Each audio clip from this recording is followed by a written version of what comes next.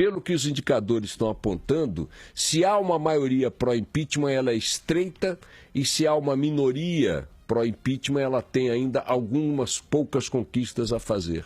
De tal forma que a divisão no Senado entre 2/3 e 1/3, que a luta definitiva vai se travar nessas proporções, é um panorama, é uma divisão que não está ainda muito clara.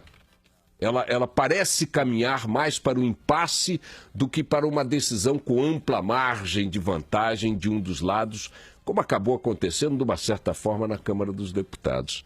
Os senadores são menos permeáveis, o que é natural, ao clima geral em torno da discussão que estiverem travando. São, em tese, mais seletivos que o multiculturalismo que predomina na Câmara, para usar uma expressão bem light do que predomina na Câmara.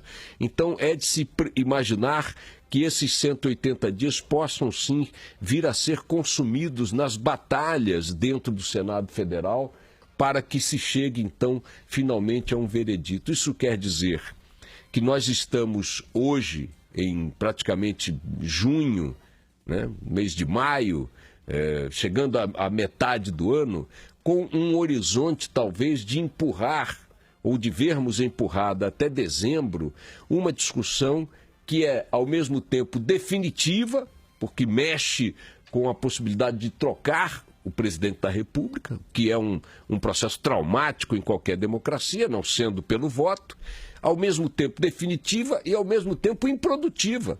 Porque enquanto esse período permanecer dividido nessa discussão no Senado, e os indicadores de hoje mostram que essa divisão existe, nós estaremos num país com 2 presidentes. Um em exercício, outro podendo voltar. Ou um podendo voltar e outro em exercício. Vai daí que, enquanto o Henrique Meirelles sai de uma reunião com o Temer, dizendo, ele que está sendo apontado como provável condutor da economia no país, nome forte da economia, vai silenciar um pouco as críticas do PT, porque, afinal de contas, Henrique Meirelles foi presidente do Banco Central, poderosíssimo, em 2 governos do Lula.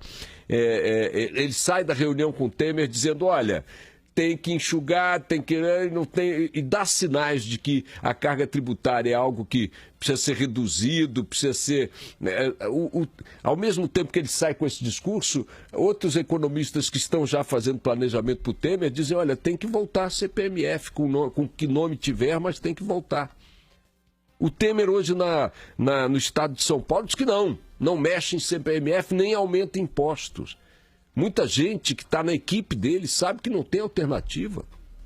Sabe que não tem alternativa, que o remédio vai ser amargo. Se o remédio vai ser amargo e terá que ser adotado logo, o que ele vai fazer? Como é que ele vai governar 180 dias com a possibilidade da Dilma voltar?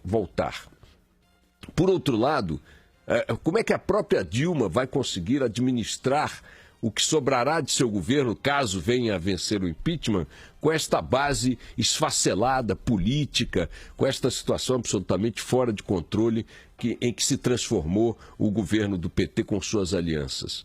Então temos tranquilamente aí um horizonte que, seja qual for o encaminhamento, nem um pouco tranquilo, nem um pouco sereno. O PSDB, demonstrando a sua firmeza ideológica, depois de propugnar o impeachment de Dilma durante todo o tempo, desde a segunda eleição da presidente, está agora rachado porque não quer participar do governo Temer. É como se eu entrasse numa guerra para conquistar um território, liderasse parte dessa guerra, conseguisse o que parece ser uma vitória iminente, e depois dizer, não, agora que a terra está devidamente arrasada, porém dominada, deixa eu cuidar da minha vida aqui, porque eu não quero mais assunto com essa confusão. Típico procedimento de um partido que cada vez mais se assemelha ao PMDB. O instinto de sobrevivência do PMDB, que lhe permitiu permanecer no poder.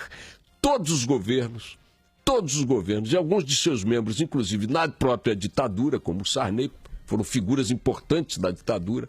Depois disso, ainda permaneceram em todos os governos. no próprio governo Sarney, no governo Itamar, no governo Collor, no governo Dilma, no governo Lula, no governo Fernando Henrique Cardoso. Sempre o PMDB estava lá movido por seu instinto de sobrevivência e por sua necessidade de tetas. Pois bem, o PSDB começa a se assemelhar demasiadamente com o PMDB, o que é uma curiosidade. Como é que pode ter conspirado pelo impeachment, no sentido político da palavra, ter trabalhado pelo impeachment, ter propugnado o impeachment, e agora, quando parece que o impeachment, pelo menos pelas pesquisas, tem mais chance de passar do que não passar, o PSDB quer tirar o corpo fora. Não aceita participar da realidade que construiu para o país.